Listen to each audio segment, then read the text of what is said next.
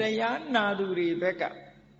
စိတ်ထားဖြူစင်အောင်ဘယ်လိုနာရမလဲလို့ဆိုရင်တရားနာတဲ့ပုဂ္ဂိုလ်တွေဘက်ကလည်းလိုအပ်တယ်တဲ့မိမိမှာအကျိုးရှိအောင်နာတတ်တဲ့ပုဂ္ဂိုလ်မျိုးဖြစ်ရအဲ့ဒီအကျိုးရှိအောင်နာတတ်ဖို့ကြတော့ဘာလဲလို့ဆိုရင်တရားစကားနဲ့ပတ်သက်ပြီးတော့တရားစကားအပေါ်မှာရှုတ်ချတာမျိုးမလုပ်ရဘူးတဲ့နော်အပြစ်ရှာရှုတ်ချတာမျိုးမလုပ်ရဘူးတဲ့နောက်တစ်ခုကတရားဟောပြောတဲ့ဓမ္မဂတိကပုဂ္ဂိုလ်ကိုလည်းရှုတ်ချတာမျိုးမလုပ်ရဘူးတဲ့နောက်တစ်ခုကိုယ့်ကိုယ်ရှုတ်ချတာလည်းမလုပ်ရဘူးတဲ့ဒါဖြင့်တရားကိုရှုတ်ချတယ်ဆိုတာဘာလဲဆိုရင်ဒီတရားကလည်းဘယ်လိုတရားကြီးမှလည်းမသိဘူးဘာနားလဲရမှမသိဘူးတရားကိုရှုတ်ချတယ်လို့ခေါ်တယ်ဓမ္မဂတိကကိုရှုတ်ချတယ်ဆိုတာဘာတွေဟောနေမှလည်းမသိဘူးဟောဘာတွေဟောနေမှလို့ဘာတွေပြောနေမှလည်းမသိဘူးရှုတ်ချကိုရှုတ်ချတယ်ဆိုတာဘာပြောတာတော့ဆိုဒီလိုလေးနေတဲ့တရားကြီးတွေငါဘယ်နားနိုင်မလို့ငါဘယ်လိုလုပ်နားလဲနိုင်မလို့နားမလဲဘူးကိုမတန်ဘူးလို့ဒီလိုကိုအထင်သေးအမြင်သေးမျိုးလည်းမလုပ်ရဘူးလို့ဒီလိုဆိုလို့တယ်အဲ့ဒါတရားနာတဲ့ပုဂ္ဂိုလ်ဘက်ကဒီစိတ်ထားတွေမရှိရဘူးလို့ပြောတာအဲ့ဒီစိတ်ထားတွေရှိပြီးတော့တရားနာမယ်ဆိုလို့ရှိရင်တဲ့တရားဥတရားမြတ်တောင်မရနိုင်ဘူးလို့ဟောထားတာဗျာအဲ့ဒါမျိုးတွေစိတ်ထဲမှာရှိနေတယ်ဆိုရင်တရားဥတရားမြတ်မရနိုင်ဘူးတဲ့ဒါကြောင့်မို့လို့မရှိစေရနောက်တစ်ခုကတရားနာပြီဆိုလို့ရှိရင်ဟိုတွေးဒီတွေးတွေရှောက်တွေးမနေရဘူးတရားထဲမှာအာယုံစိုက်ပြီးတော့နာရမယ်တဲ့ဝိခိတစိတ်တွေကဟိုရောက်ဒီရောက်နဲ့စိတ်တွေမငြိမ်မဲနဲ့တရားနာတာမျိုးမလုပ်ရဘူးစိတ်အာယုံဟာတရားထဲမှာစိုက်ထားပြီးတော့ဒီလိုပဲတရားနာရမယ်လို့ဒီလိုဟောတယ်နောက်တစ်ခုကဘာလို့ဆိုရင်ဟောထားတဲ့တရားပေါ်မှာမှန်ကန်တဲ့နှလုံးသွင်းတရားရှိရမယ်ဟောဒီအချက်တွေနဲ့ပြည့်စုံမှတရားနာရင်ကနေပြီးတရားဥတရားမြတ်တွေရနိုင်တယ်တရားဥတရားမြတ်မရလို့ရှိရင်အသိဉာဏ်တွေရနိုင်တယ်လို့ဒီလိုပြောတာအဲ့ဒါနဲ့ပတ်သက်ပြီးမြတ်စွာဘုရားကတမ္ပတ္တနိယမတုတ်ဆိုပြီးတော့အင်္ဂုတ္တမှာဟောထားတာဒါကတရားနာသူတွေမှတ်သားဖို့အချက်တွေပေါ့စကားကိုမရှုတ်ချရဘူးတရားစကားကိုမရှုတ်ချရဘူးတရားဟောဓမ္မဂတိကကိုမရှုတ်ချရဘူးအပြစ်မတင်ရဘူးမိမိကိုယ်ကိုမရှုတ်ချရဘူးအပြစ်မတင်ရဘူး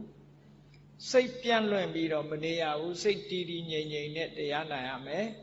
မှန်ကန်တဲ့နှလုံးသွင်းရှိရမယ်မှန်ကန်တဲ့နှလုံးသွင်းဆိုတာတရားပေါ်မှာနှလုံးသွင်းတတ်ဖို့ကိုယ်တဏ္ဍာမှာထင်ဟပြီးတော့ဒီတိုင်းဟုတ်တာပါလားမှန်ကန်တဲ့နှလုံးသွင်းလေးရှိဖို့လိုအပ်တယ်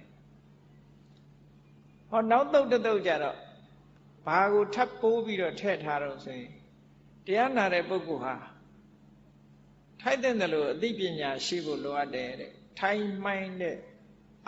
နားတဲ့ပုဂ္ဂိုလ်ဘူးလုံးနားမထွင်းမဖြစ်တဲ့မူတဲ့အသိပညာရှိတဲ့ပုဂ္ဂိုလ်ဖြစ်ရစဉ်းစားထပ်ရမယ်လို့ဆိုကောင်းတယ်ဆိုတဲ့အကြောင်းအကျိုးညီညွတ်တယ်မညီညွတ်ဘူးဆိုတဲ့စဉ်းစားတဲ့အသိဉာဏ်မျိုးရှိရမယ်လို့ဒီလိုဆိုနောက်တစ်ခုအရေးကြီးတာဘာလို့ဆိုရင်ကိုမသိတာကိုသိအောင်မဆောင်ရဘူးတဲ့မသိရင်မသိဘူးပဲသိရင်သိတယ်တချို့ကကိုမသိပြီပဲလို့ငါသိပြီးသားပါလို့ဆိုပြီးတော့လောက်တတ်တယ်လို့အထင်ရောက်တတ်တယ်ဒါတွေငါသိဘူးတာပဲငါကြားဘူးတာပဲငါမှတ်ထားဘူးတာပဲငါအကုန်သိပြီးသားဒါတွေဆိုပြီးတော့အဲ့ဒီလိုမျိုးစိတ်ဓာတ်မျိုးလဲမရှိရဘူးတဲ့အဲ့ဒါတွေရှိမယ်ဆိုရင်စိတ်ထားဖြူစင်မှုမရှိဘူးလို့ပြောတာ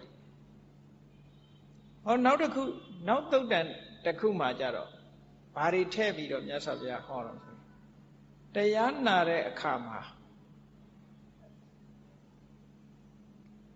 ဂုံအည်ချင်းတွေကို ကျေးဇူးတရားကို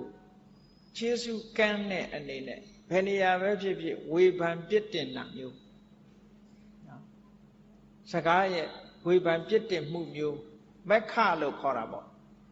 မက္ခဆိုတာဂုဏ်ကျေးဇူးကိုခြေဖြတ်တယ်ဒါတွေကငါသိပြီးသားတွေပါဒါတွေကအပေါ်စားတွေပါဒါတွေလူတိုင်းသိနေတာပါနဲ့ဒီလိုပြောတာမျိုးဟာဒါမက္ခီလို့ခေါ်တယ်တရားဆိုတာရိုးသေးသေးပဲသိပြီးသားလဲထပ်ပြီးတော့ရိုးသေးသေးပဲနားထောင်ရဒီလိုဆိုလိုတာနောက်တစ်ခုကဘာတော့ဆိုလို့ရှိရင်အပြစ်ရှာပြီးတော့တရားနာတယ်တဲ့တရားနာတဲ့အခါမှာအဘယ်စကားလုံးအပြင်မှားတယ်ဘယ်ဟာကပြင်မမှန်ဘူးကိုသိထားတာနဲ့ဒါနဲ့လွဲနေတယ်လို့အဲ့ဒါလို့အပြစ်ရှာတဲ့အနေနဲ့တရားမနာရဘူးတဲ့နောက်တစ်ခုကတော့ဓမ္မဂဋိကအပေါ်မှာဒေါသဖြစ်တဲ့စိတ်ဓာတ်မျိုးဒီလိုဟာမျိုးမရှိရဘူးတိုက်ခိုက်လို့တဲ့စိတ်ဓာတ်မျိုးမရှိရဘူးပြစ်တင်လို့တဲ့စိတ်ဓာတ်မျိုးမရှိရဘူးတဲ့အဲ့ဒါလို့မြတ်စွာဘုရားကတရားနာတဲ့အခါမှာတဲ့အဲ့ဒီအချက်တွေနဲ့ညီညွတ်ဖို့လိုအပ်ပါတယ်အဲ့ဒါမှတရားနာသူဟာစိတ်ထားဖြူစင်တဲ့ပုဂ္ဂိုလ်ဖြစ်ပြီးတော့တရားနာရင်နဲ့အတိဉာဏ်ဓုတွေရပြီးနောက်ဆုံးမက်ဖို့ထီအောင်ရနိုင်တယ်လို့မြတ်စွာဘုရားဒီသုတ်တန်တွေမှာဒီလိုဟောတယ်ဒါကြောင့်မလို့ပုဂ္ဂိုလ်ကိုကြည့်ပြီးတော့စကားတိုင်းဟာစကားကောင်းမဖြစ်ဘူးပြောတဲ့စကားဟာအကောင်းဖြစ်ပေမဲ့လို့အကောင်းမဖြစ်တာတွေရှိတယ်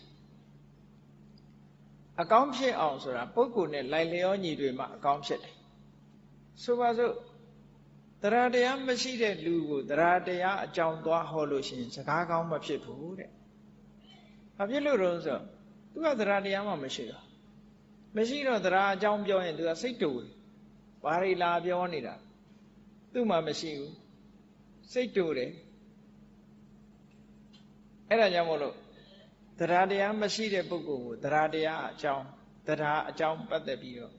ဟောရင်စကားကောင်းမဖြစ်ဘူးတဲ့ရှိတဲ့ပုဂ္ဂိုလ်ကြမှာစကားကောင်းဖြစ်တယ်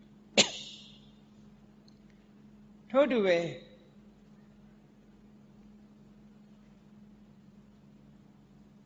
သီလမရှိတဲ့ပုဂ္ဂိုလ်သွားပြီးတော့